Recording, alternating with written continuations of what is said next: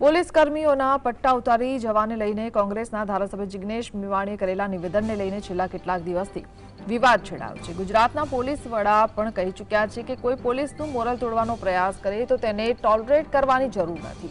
ત્યારે આજે મેવાણીએ press conference યોજી વધુ એકવાર કહ્યું છે કે જે દારૂ જુગારથી કમાતા હોય તેના પટ્ટા ઉતરશે તે વાત પર આજે પણ અડગ છું।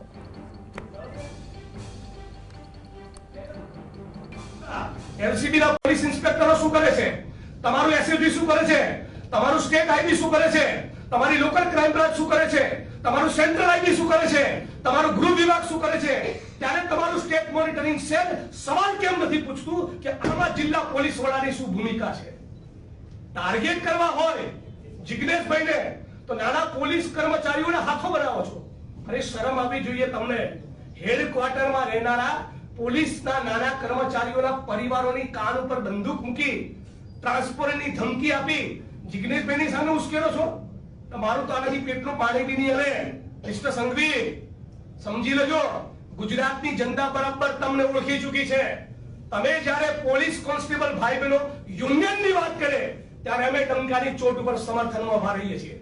પોલીસ નાના કર્મચારીઓ જ્યારે ગ્રેડ પે ની વાત કરે, ફિક્સ પગાર, આઉટસોર્સિંગ કોન્ટ્રાક્ટ નાબૂદીની વાત કરીએ ત્યારે મીડિયા સમક્ષ બોલવાનું હોય, જાહેર સભાના મંચ પર બોલવાનું હોય કે ગુજરાતની વિધાનસભાના મંચ હોય, અમે આ નાના કર્મચારીઓની પડખે ઉભા રહ્યા છે।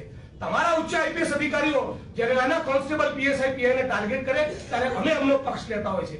મારી સામે ઉશ્કેરણી કરવાની વાત કરો છો। અને મેં શું કહ્યું હતું થરાદની મીટિંગમાં, જે પણ માણસો ખોટું કરતા હશે, કે ધારાસભ્ય હોય, સંસદ સભ્ય હોય, મંત્રી હોય, બિઝનેસમેન હોય, એડવોકેટ હોય, મીડિયા કર્મી હોય કે પોલીસ વાળો હોય, જે પણ ખોટું કરે એ ભોગવે।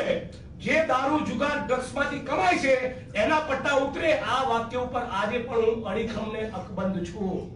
મારી સામે તમે જેટલા પ્રોટેસ્ટ કરાવશો, સોશિયલ મીડિયાની બધી કોમેન્ટ વાંચી લેજો, આવડી ગાળો તમને પડી રહી છે।